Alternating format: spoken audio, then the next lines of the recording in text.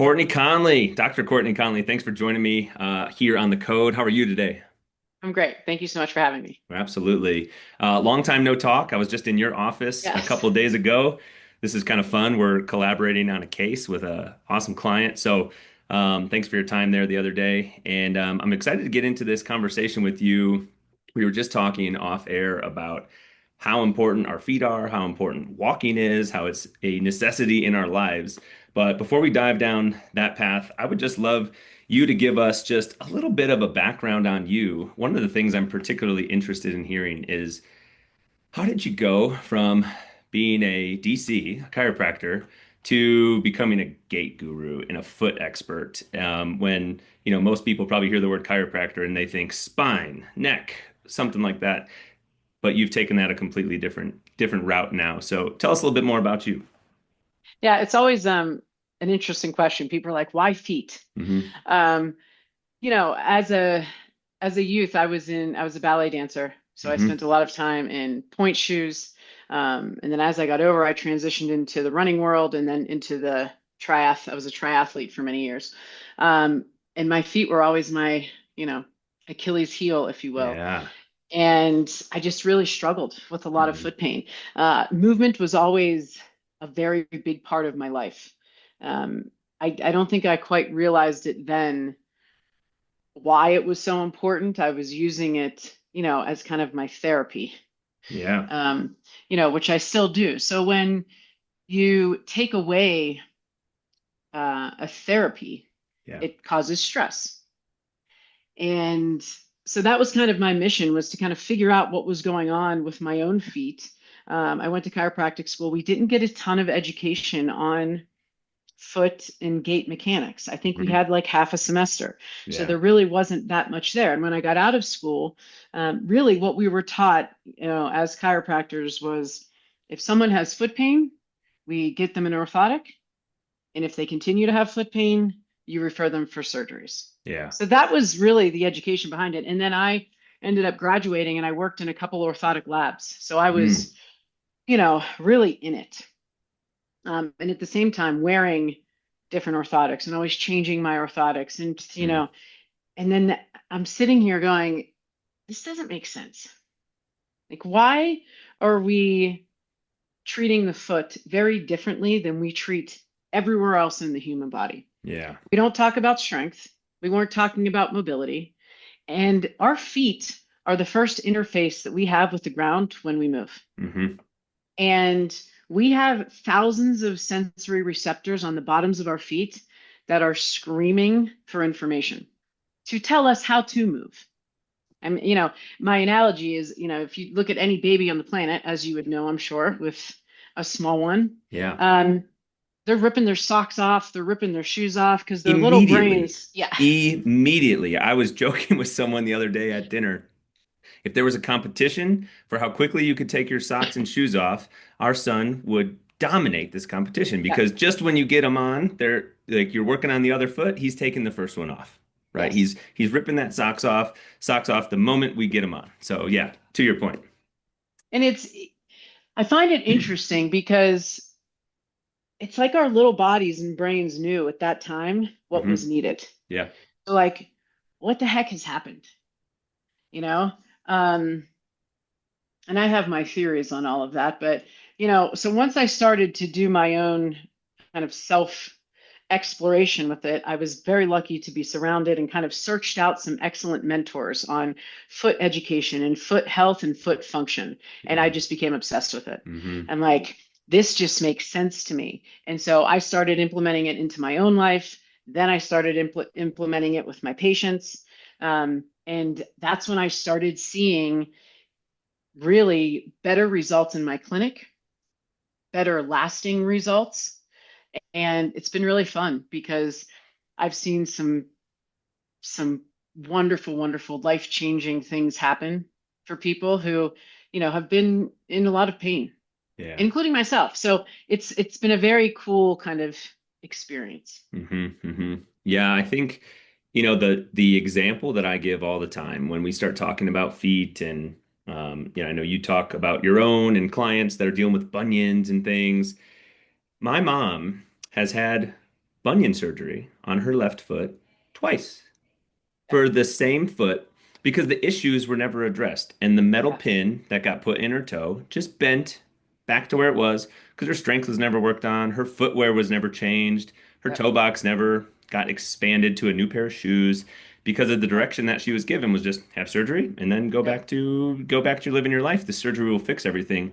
And 25 years later, she had surgery again, and she still has issues with that same foot. So I like to use her as kind of the example. Like, if surgery was the answer, she wouldn't have had surgery again. She wouldn't still have foot pain. So there's got to be way more to the puzzle than just, it hurts, so go have Yeah. surgery.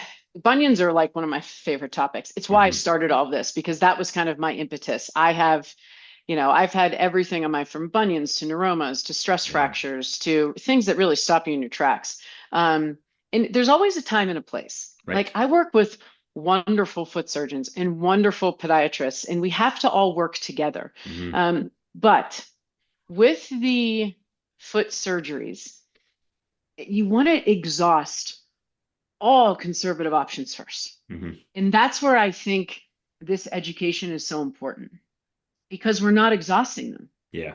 Mild to moderate bunions. So I have my foot model here. Yeah, great. Okay, this is Eddie. I'm a big Pearl Jam fan. So So, before one you of get to these, that, well, all you guys that are listening to this podcast, first of all, thank you for tuning in to hang out with us here on the code and spend your time. This might be a good time that if you're not watching this, there is the video version on YouTube. So be sure to go check that out if you want to look at Eddie, the foot model here that Courtney's about to show us as she describes this. yes. Um, so here's the foot. We got the big toe, little toe, right? Outside, and then the arch of the foot. Um, the bunion occurs at the big toe joint. You can also have a bunion on the outside, like a little tailor's bunion, but a hallux valgus is at this first ray.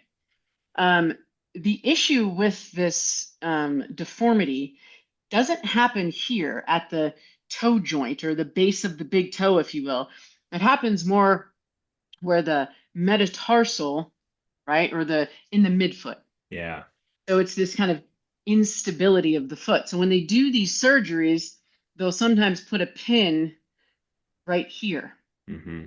and it kind of stabilizes the foot. Here's always my conversation I have with my patients. If you do need to have the surgery, we want to make sure that on the other end of that, that you're doing everything that you can Hmm. to not have another one of those surgeries, which means the widest part of the foot is our toes, or should be. So, whoever's listening, look down at your foot. Yeah.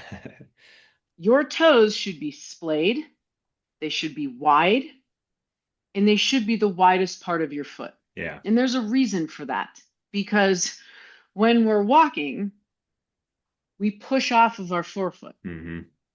So, the stronger and the wider and the more stable the forefoot is, the better mechanics we're going to have, the more efficiency we're going to have, the better propulsion.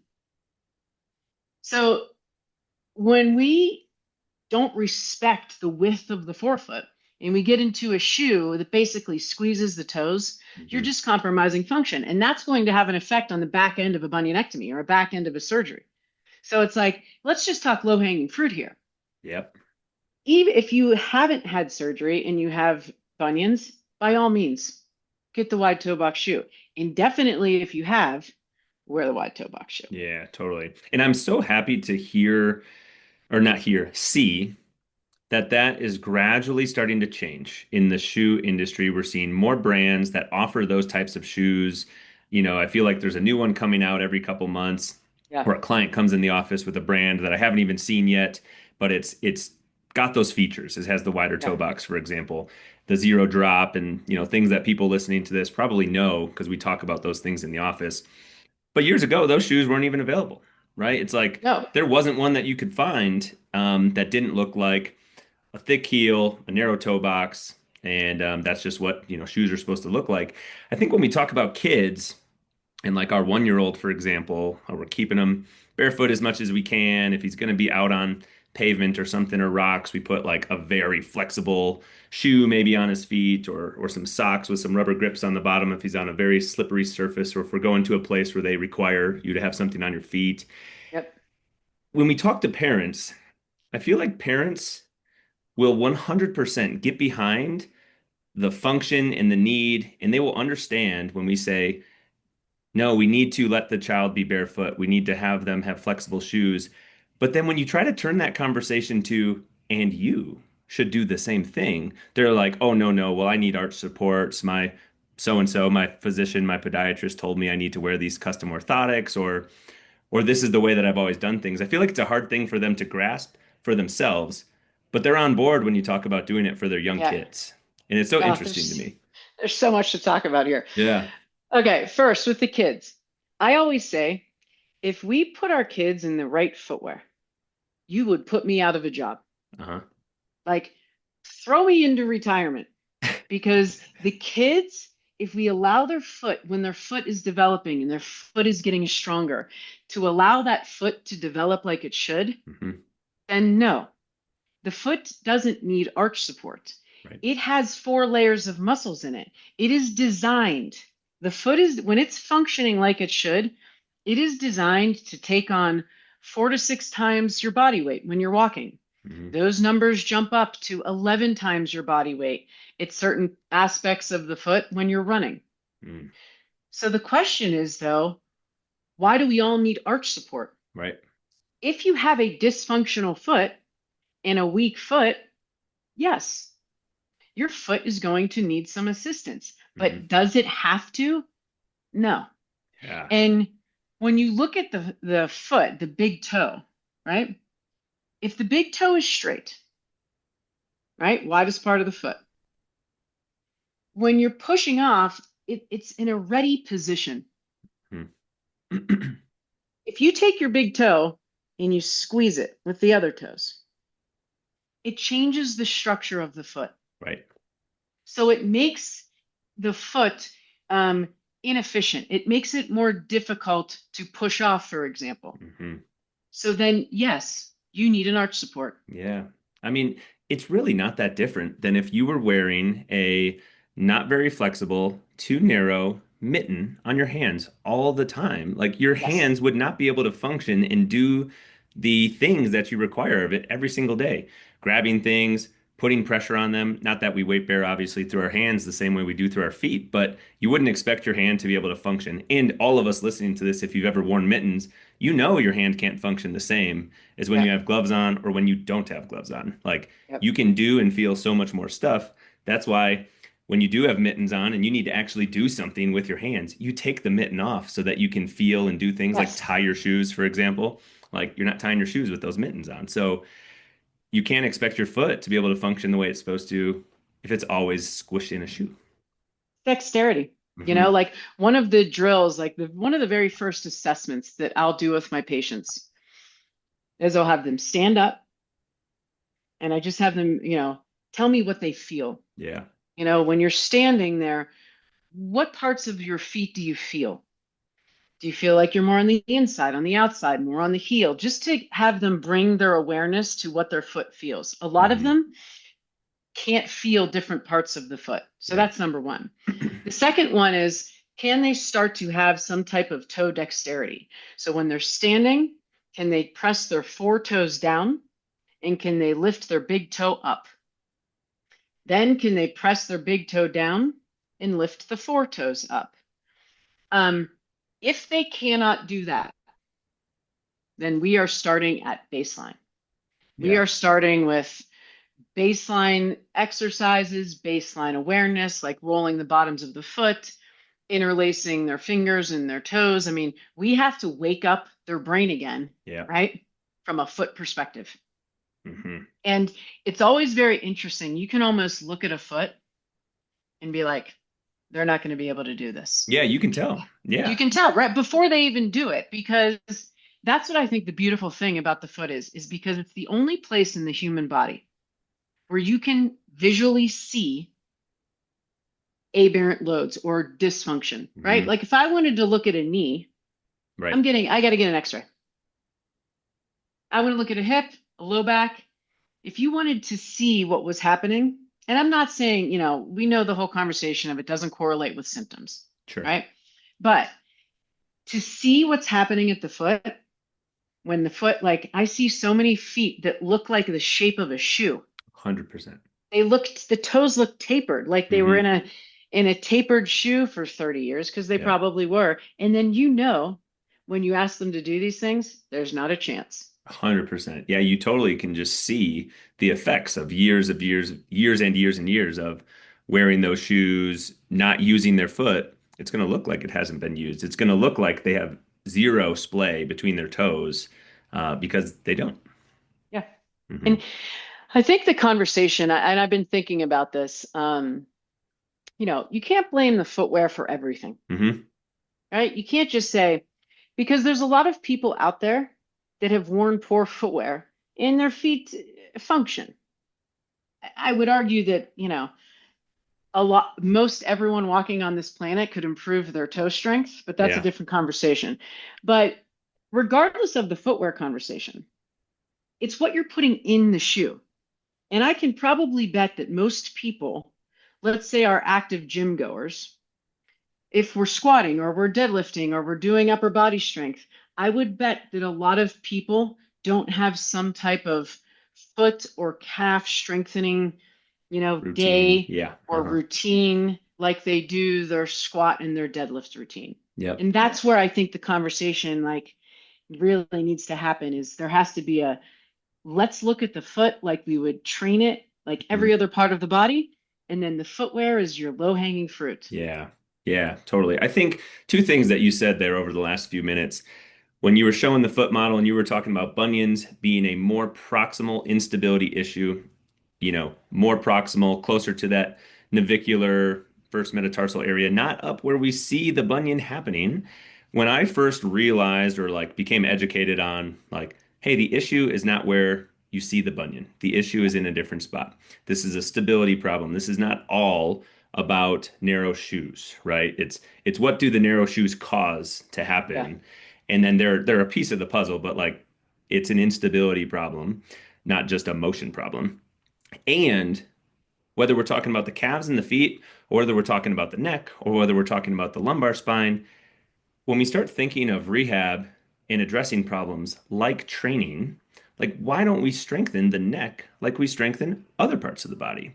Like you go Yes. strengthen your shoulders, you strengthen your quads, you do squats, you do all these things. Are we doing neck strengthening exercises? Well, I can tell you who does. Formula Run One racers, wrestlers, boxers, people that are doing sports and activities that require them to have a lot of neck strength and stability, they do a lot of neck strengthening. But we all spend plenty of times staring over our phones, our laptops, Yep. looking down at clients' feet, right? Like we spend plenty of Yes. time with our head down in that same position as providers. We need to strengthen those things in our feet, in our calves, and our lower legs are no different. Like if you're doing Yep. squats and you're doing deadlifts and you're doing lunges, well, what are you doing for the lower part of your Right. leg, below the knee? Are you You doing bring up a things? good point with that neck too, Yeah, because it's I like, um I was a cyclist for many years, and mm, when I was training for some of my bigger races, I mean, I'd be sitting in my garage on my trainer, for like 3 hours at a time, just totally. staring at like, and my neck. Yeah. What I had so much neck pain when I was training for those races, and I Hmm. used to think I literally was talking to a friend of mine the other day. I'm like, I think I want to get one of those iron neck. Yeah. Hmm. Like, I'm like, why am I not strengthening my neck? Totally. So interesting conversation. Yeah, and it was actually a client of ours here in the office at Physio Room that brought up that point to me. Because, like you and I kind of were talking about briefly on Tuesday, when we have an issue, we don't necessarily view it and treat it and assess it the Yeah, same as when a client no, is sitting in front of us. We've got way right. too much bias going on in our heads. Yes, But a client was actually the one who brought up to me, like, well, yeah, you look down while you're working with clients all the time. It's really no different than desk workers yeah, looking down at their keyboard all day long. And I'm like, wow, you bring up a good point. good point. Didn't even realize that. Been doing this for a decade. That's right. No wonder it causes some challenges. So yeah, anyways, well, let's walk into that conversation. You started to talk about I would argue that most people, regardless of what footwear they're wearing, most of us should probably be doing some foot strengthening. Like our Yep, feet and the muscles in the feet, all those layers are probably not as strong as they need to yep. be in most humans. Um, how strong are our feet supposed to be? How do we test these things? Like, how do people know? Yeah, it's a great question. Um, there's a couple ways to do this, if you're just at home. Number one, Hmm. first is see the dexterity, which you've already talked about. Hmm. Can you do some fun things with your toes? The second would be looking at toe strength. Hmm. There is really great research looking at Karen Mickle's work on the importance of toe strength and fall prediction, the Hmm. risk of falls.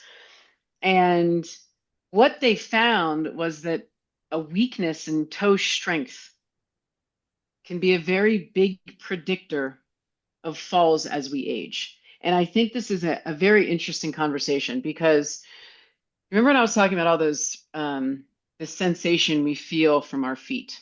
Yeah. So as we age, so when I turn 50, we start to lose about 20% of the sensitivity of those receptors.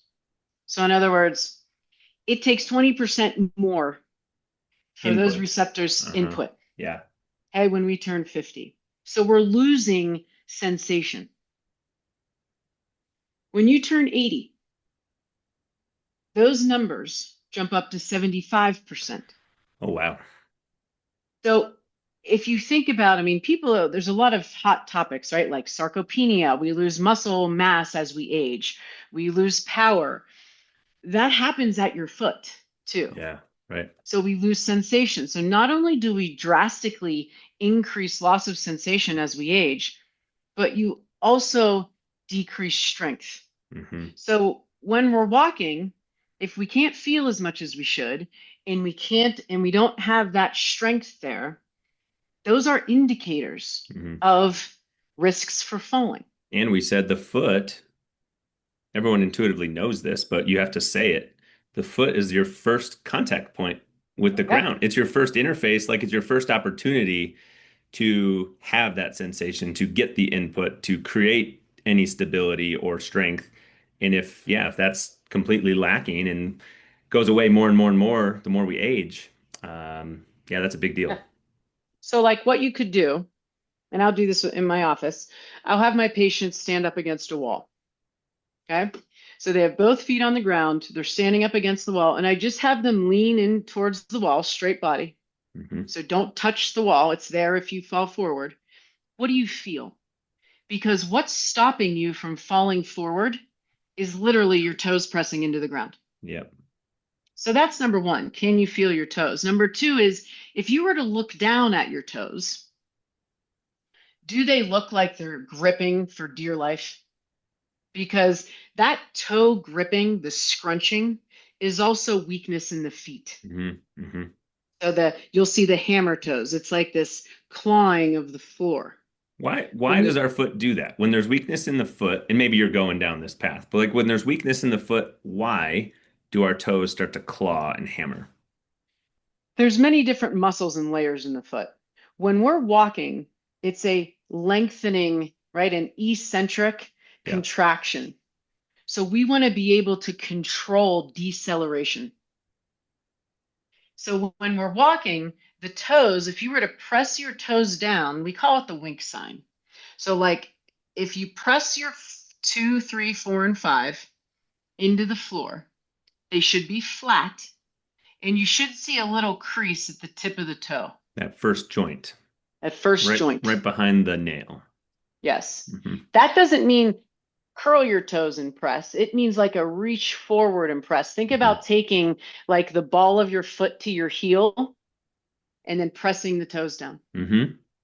Okay. So that's a foot that has control. Yeah. It's this hammer toe. It's called flexor stabilization. Hmm. So when we're walking, we're kind of activating the flexors of our feet to try to stabilize us. You can't just use the flexors. You have extensors there and you have a bunch of different layers of tissue. It's how can I get my foot to be efficient? Yeah. So that's a drill that I'll give people. And if they see the gripping, I'll have them roll up a washcloth, put it underneath their toes so that their Hmm. toes are in a lengthened position. Right. And then all they're doing is leaning into the wall, That forward lean. pressing their toes into the washcloth. Hold for 3 to 5 seconds, come back out, Yep. and repeat that. And it's always interesting to me, Andrew, too, because I'll do this in the clinic and people will be like, well, my low back hurts. Yeah. And I'm like, why? Hmm. Because they don't have the capacity to lean forward without hinging, Right. and that's compensation. So, Hmm. could you have low back pain because of something that's occurring at your foot? 100%. Totally. Yeah. Yeah. It's like what's not working and what's being asked to do more as a result of that thing not working. Well, your foot and your ankle is not functioning the way it should be, so that load and that demand is getting shifted somewhere else in the body. Yeah. Yeah, totally. It's always fun when we get two or more clinicians talking together on an issue or a topic that they're passionate about because we can like dive Yeah. into the weeds on these conversations and it's fun Yeah. and like, we get it. But I think the people listening get it too. So that forward leaning drill. So then let's talk about, I weigh about 200 pounds, right? Client might weigh a different weight, but like how strong should our feet be? If we test the toe strength or foot strength, what kind of numbers should people be getting? Yeah. There's, again, some really good research on there. Um, the numbers vary, right? So there's broad range depending upon age, depending upon fitness levels. Hmm. But a general rule of thumb that we have utilized, and kind of have averaged with the research has been 10% of body weight. And I would argue that this is on the lower end of what is, required. But I'd like to see people hit 10% of body weight of strength out of their big toe and about 7 to 8% of strength out of their lesser toes. And that's collectively, those four smaller toes. Yes. Yep. And it's, you know, if you talk about the four smaller toes, what you're testing there is a muscle called flexor digitorum brevis. Hmm. So, you know, when I'm talking to my patients, I always say every tissue in the body has friends. Nothing works in isolation. So, flexor digitorum brevis, his best friend is the plantar fascia. Hmm. They share loads. So when one friend isn't going to help out the other, you take on more loads. So one of the predictors or things that we will see with patients who have plantar fasciitis or plantar fasciopathy is a weakness in their foot and in particular their toe strength. Yeah. So that's where, you can look at, well, let's not just treat heel pain by continuing to offload structures, right? My Yeah. patients that come in with heel pain, I have 20 pairs of orthotics and they Yeah. keep getting bigger and bigger shoes. And I'm always like, you can't go 0 to 100. Hmm. So we start slow. Let's start to get your foot to experience a little bit of load because you can't keep offloading everything. Yeah. And those have been the really cool cases to see because you start to not only get rid of or help people with pain symptoms, but you're improving their function. Yeah. No, man, this just makes me think about so many cases, right, where the client comes in the office or the family member or the friend that you're talking to that has heel pain that's been told by somebody or the internet that they have plantar fasciitis, Mhm. right? Even though it's been there for a very long time, so we know it's not an itis inflammation problem Yep. anymore. But it may not be that. Like their plantar fascia might be screaming, but Yep. there's more layers to the problem. The answer to this question I'm going to ask you might be yes, but if it is, I bet you it's extremely rare. Have you ever seen a person that has plantar fasciitis or fasciopathy that has adequate or better toe strength? Like you were talking about the flexor digitorum brevis, Yep. like and how it is typically weak, and that weakness results in more load on the plantar fascia, could result in some plantar fascia problems. If our flexor digitorum brevis and the muscles of our foot were as strong as they need to be, would we get plantar fasciitis? That's a great question. Um, and it brings up such a good point because obviously people who come into my office have foot pain. Hmm. That's all I see anymore. So when I'm assessing people, I start from the ground up, but we Yeah. always get up. We Yeah. never stop at just the foot and ankle Hmm. because there's this big, beautiful body that's driving a lot of the function that goes into the foot. So when I'm assessing them and they have good toe dexterity and they have good mobility and their strength is good at the foot, but they still have heel pain, you got to go, well, what's happening here? Yep. Because it just can't be treatment at the foot. Who's the driver of the car? I can't tell you how many patients of mine have come in. They've literally pointed to their heel Right. and they're like, this is where it hurts. And it has been, a radiculopathy from the lumbar spine. 100%. Or, there's so many different diagnoses. And I think, you know, we have to watch because Google is now ChatGPT is a whole nother ballgame. So Oh people yeah. will literally come in and they'll be like, they'll tell me what's wrong with them. And even as a physician who's a doctor who's been doing this for years, you still get jaded. You're like, well, Yeah. maybe it is. And you really have to trust your clinical assessment and Hmm. judgment because they're going to come at you with a lot of things. And you really have to be able to, Hmm. peel the onion, if you will, and get to what is happening. Yeah, one of my favorite things that I heard you say, because it really resonates with me, this is the way that I treat, this is the way that we treat in our office, is we're not chasing the diagnosis and we're not treating the diagnosis, right? We're treating the human in front of us, and someone might have foot pain, and we might be treating their hip, we might be treating their low back, we might be treating their lifestyle. We might not be really treating their foot at all because their foot is where they have symptoms, but that may not be where the root of the problem lies whatsoever. So you said our big toe should be able to generate 10% on the low end, ideally, Yep. of our body weight, and the smaller toes, 2 through 5, should be able to generate 7 to 8%. Just so everyone understands that's listening, that's pressing down. What about the muscles that lift our toes up, Courtney? Like, is there any strength norms for those, or Yeah. they're important, but it's probably more important those muscles that press down and really produce force into the ground. Just for the listeners at home, if they wanted to, for example, like, obviously they're not going to have a dynamometer, which is what we use in my office to get Yeah. numbers. But if you just take like a credit card, right? If the foot's on the ground, you can put the credit card under the big toe, Hmm. have someone try to pull the card out. You're Yeah. not going to get a number, but you should be able to engage the ground with the toes flat. So that's kind of a cool little Yeah. self assessment. Yeah. They shouldn't be able to just slip it out of there. No problem. Right. Yeah. Um, as far as the extensors of the foot, everything, when I'm walking, it can't just be a flexion conversation. Hmm.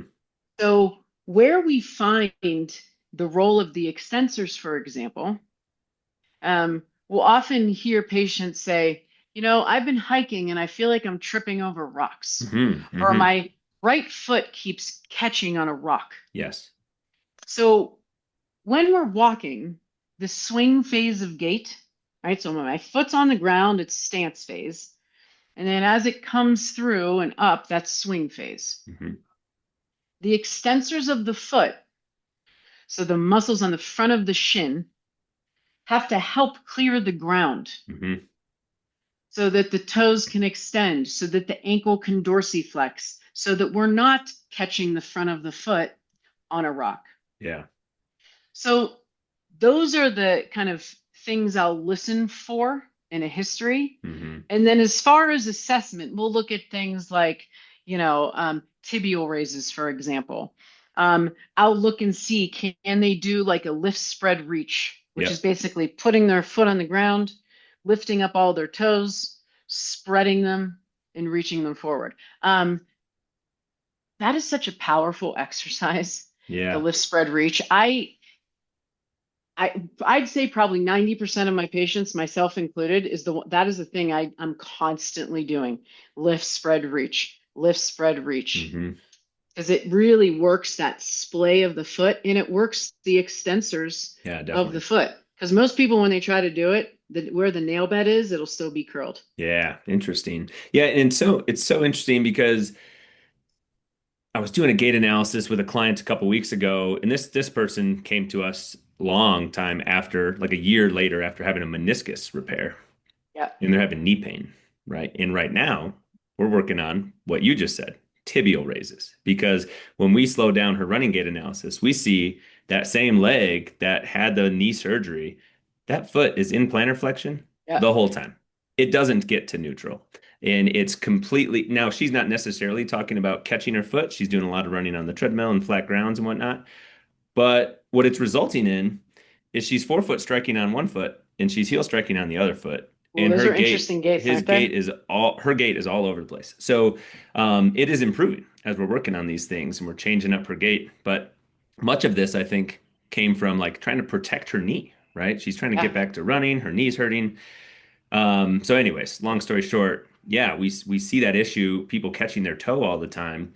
The the interesting thing I think too is, did you ever deal with this issues with the extensors growing up doing ballet? Being someone who had to point their toes all the time, like having your ankle pointed down, like we see with cheerleaders, dancers, ballet, swimmers, people that are just spending all this time in plantar flexion, foot pointed down. Did you ever deal with any like front of the lower leg issues? Andrew, you're just getting some good questions. I love it. Um, you know what I think is interesting is for as many years as I spent in plantar flexion, right? In point shoes, and then, transitioned into running, Hmm. you would think that I would have had good plantar flexion strength. Ah, I think people would think. Maybe I wouldn't think that, Yes, but people would think, uh-huh. right? Um, but it's a different ball game. Mm-hmm. It's a very different ball game. I think like a single calf raise assessment, a single leg calf raise assessment, um, tells you a lot of things. Mm-hmm.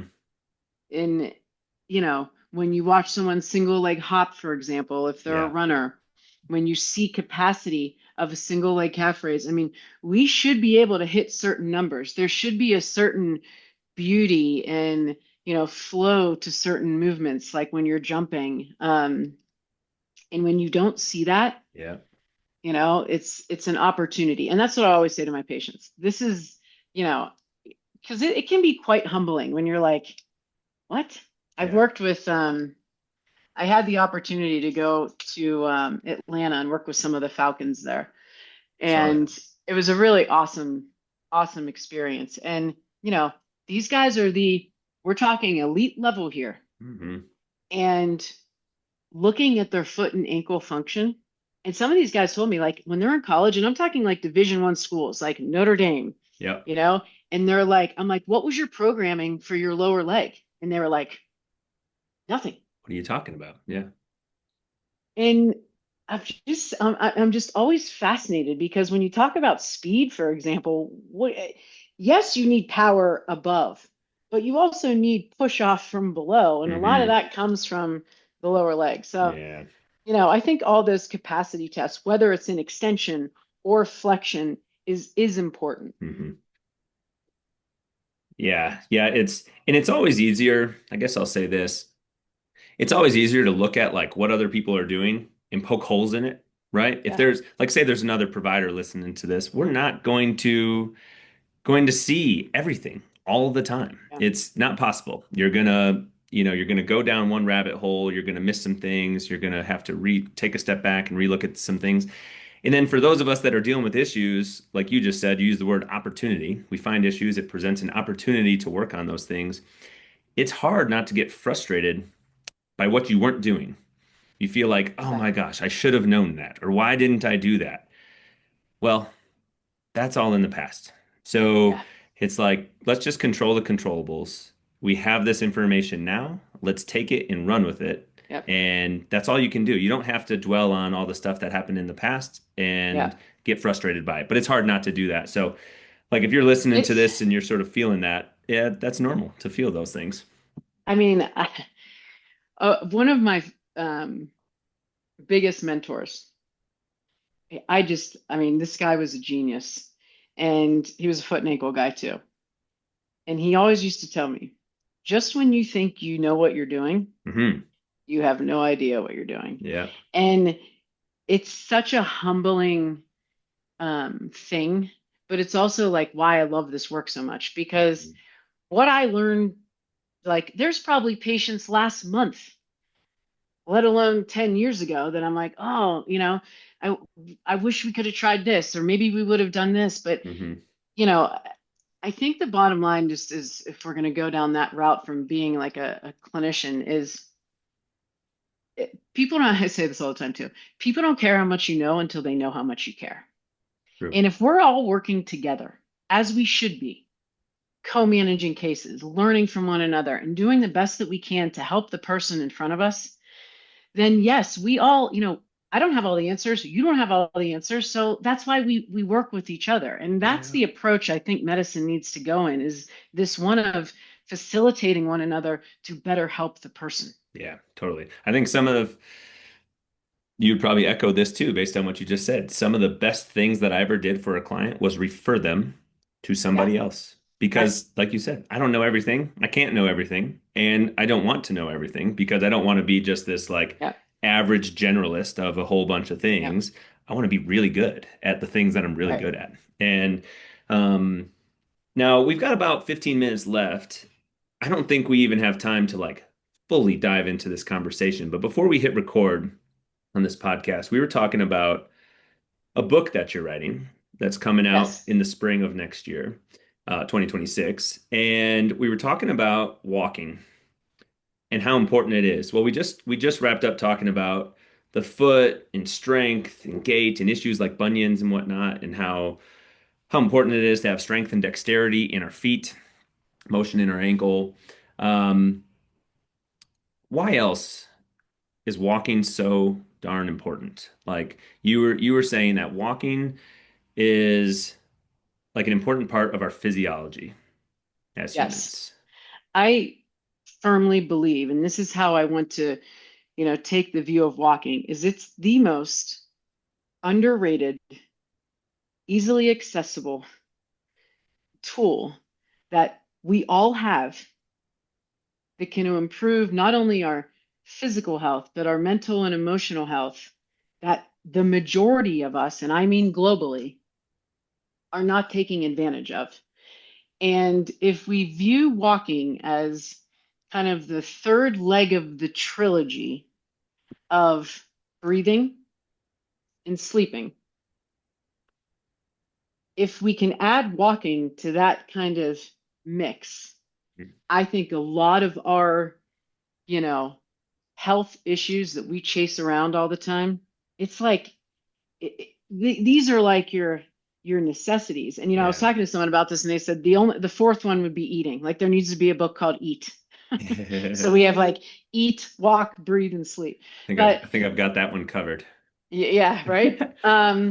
But it's just the research that I was doing for this book was just fascinating. I mean, on a um, global perspective, the average or the mean step counts that we are getting is about 4,500, Oh man, which is not going to cut it. that's not good. Um, I think we all at this point know one of the things we talk about is the 10,000 step thing is a myth.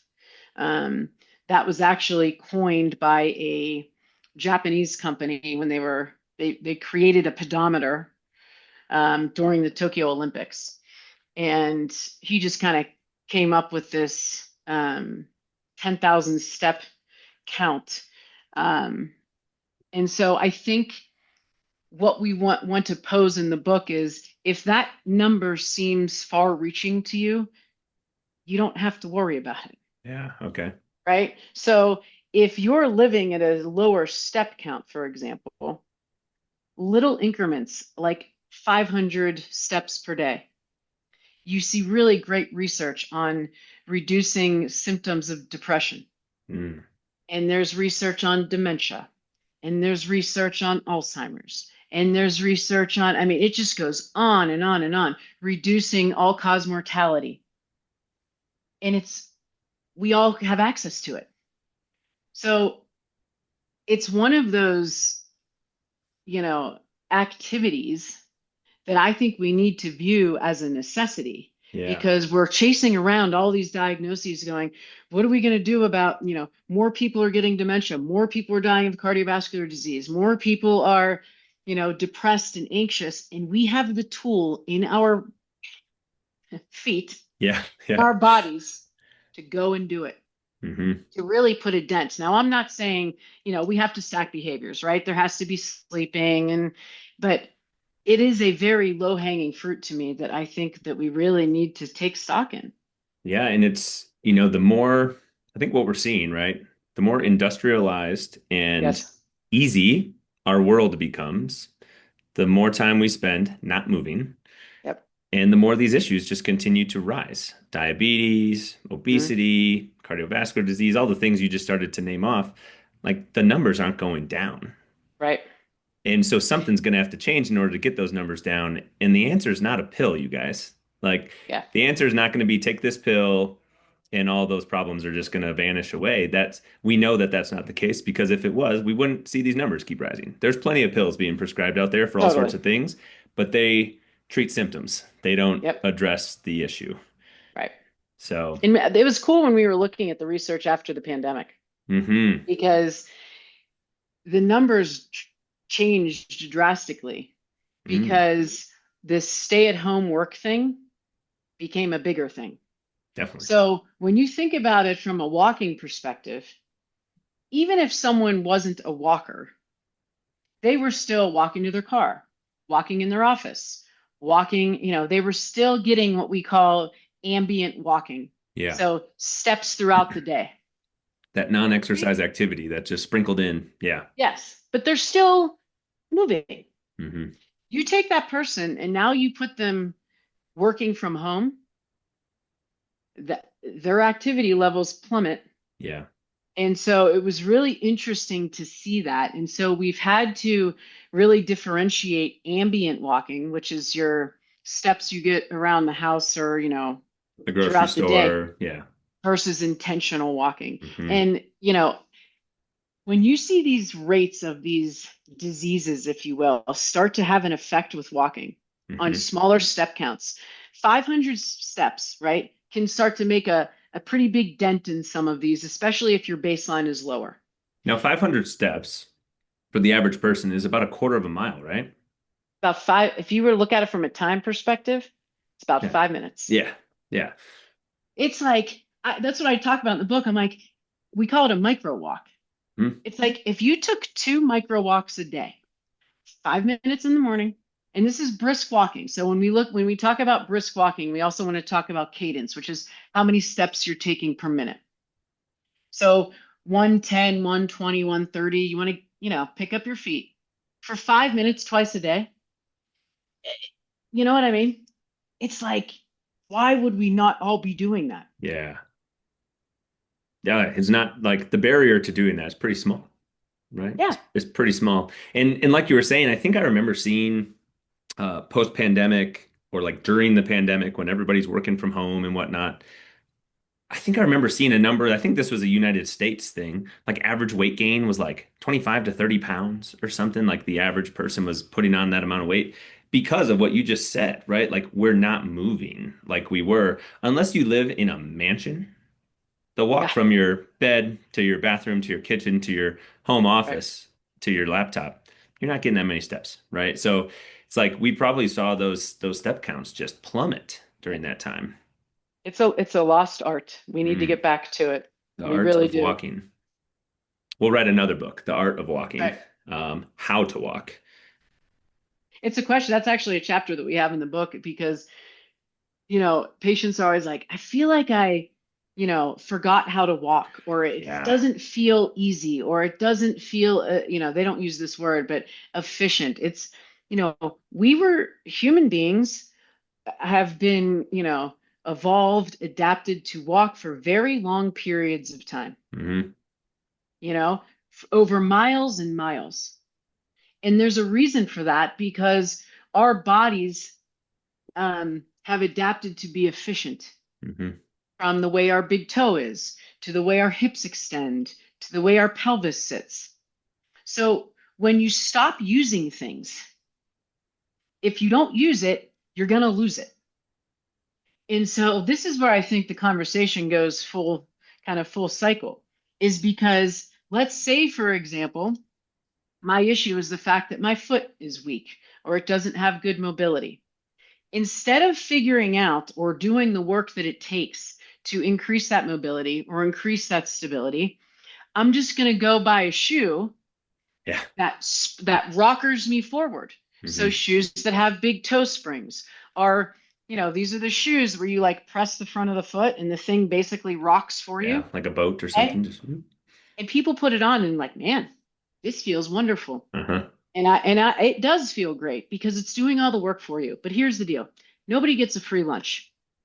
So you want to wear that type of shoe all the time to do something that your body is supposed to be doing. You will, something down the road, you will pay the price for it. Hmm.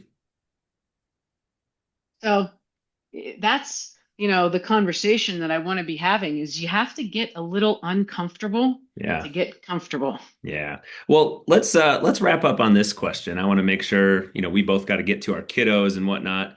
So after this question, then I want you to tell us when and where we're gonna find that book and whatnot, so that people can go get it. Help set the stage or set the expectation, I should say, for the person that's listening to this or the person that they know who is now frustrated and they're like, well, shit, I've been wearing this narrow, cushioned shoe, wearing orthotics. And Courtney and Andrew just told me how important it is that I get into a wider shoe, let my toes splay, get that cushion out from under your foot so that you have the sensation and you can receive the input from the ground. Because we know as we age, that's going to go away. We don't want to Mhm. fall because the statistics on falling and injuring yourselves as you're 60 plus years old are really bad. And the chances of you dying if you fall are really high within the next 12 months after that fall. So nobody wants that for themselves or their loved ones. What can people expect, or what should people expect if they want to start this journey to better foot health and transition themselves into different footwear and taking care of their feet? Like, how long, generally speaking, I know it's different for everybody, how long does this take? Because I think I was one of the people that several years ago switched to a minimalist shoe way too fast Yep. and developed new aches and pains that I did not have before. And I thought I was doing it slow, but I wasn't doing it slow Yep. enough. So, like, how do people make this transition? I think now it's an easier conversation to have because this whole minimal footwear conversation is very scary for people because they're like, Hmm. there is no way. When the first minimal shoes came on the market, which was like 2007, right? You basically had two camps. You had the very minimal shoe, like a Vibram Five Fingers, Hmm. and then you had your traditional shoe, which is narrow toe box, blah, blah, blah. Yep. Now we have Yeah. kind of in the middle more functional options, Hmm. right? So we have the wide toe box in some brands. We have the zero drop in some brands, but we also have some cushion and some Stack. stack height. Hmm. You've got to meet the person where they are. You have options with transition. So you have to take things slowly. Yep. If you wanted to walk around your house barefoot for 5 minutes, see how things feel. If you wanted to go for a longer walk outside, my kind of, introduction to the functional shoe world is just make sure you get a shoe that fits, which means that it better have a wide toe box. That's right. And that's an easy, I mean, there's companies out there where you can get a wide toe box that literally matches some of the traditional shoe Hmm. cushion and stack height, but at least your foot's allowed to splay. I mean, when my patients come in pain, I will meet them where they are. We'll give them as much cushion as they need first, Hmm. but I put them in the wide toe box. 100%. Yeah. And then their foot's getting stronger, and then they can kind of dance along the spectrum. Um, I think it's important to have the conversation of a shoe spectrum Yeah. because we are not saying, I never say to my patients, you need to be in minimalist footwear 100% of the time. I have Right. never said that because it's not realistic. Right. You know, yes, do some of my like patients want to be in them all the time? They've worked, and I'm telling you, Andrew, for years, Years.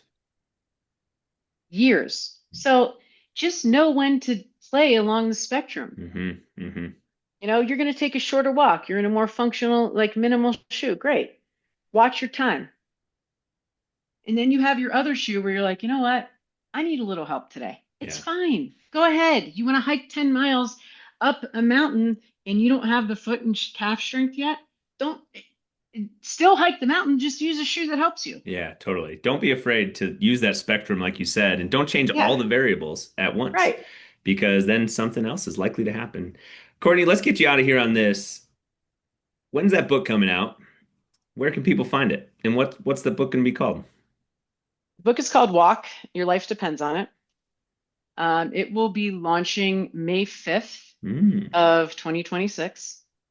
Um, Pre-sale goes on January of next year. hmm. Um, and yeah, we're I'm hoping that you're going to be buying that book in Barnes and Noble. So Nice. that's the goal with it. I want it to um, shed light on something that is very inclusive for everyone, Hmm. barring traumas and those types of things. But I think that it's a topic that can help a lot of people with something that we innately should be doing Yeah. that Yeah. we're just not doing anymore. Yeah, I love it. I love it. I definitely am going to go pick that up. I encourage you guys to do the same. Pre-sale in January, and the book comes out early May of 2026. Courtney, we're going to put all your stuff in the show notes where people can find you at Gait Happens and on social media and whatnot, and all the awesome stuff that you and your team are doing for clients and for the community. Um, I just really appreciate it. I think Thank you so much. this was a fun conversation. I feel like I need to go for a walk now, That's and right. um, that's what I'm going to go do. I really appreciate your time hopping on this podcast. You guys, if you're listening to us here on the code, whether you're a first time listener or you've been on here before, now is the time when I ask you for a favor. Now's the time to scroll to the review section of whatever podcast platform you're on. Drop a 5-star review on there so that we can spread the word. We can get this show out to more and more people. If you're on YouTube, leave a comment on there, like the video, so that we can get this information out there. Because, like Courtney said, the information in this podcast and that's coming out in that book, this can help people with all sorts of problems that they're dealing with, whether or not those problems are related to their foot or not. It might be depression, it might be anxiety. This information can help those things, let alone all the physical things people are dealing with. So, um, thank you again for tuning into this episode of The Code. Courtney, I really appreciate your time. Thank you for being Thank you. here, and we'll catch you guys on the next episode of The Code. See you later.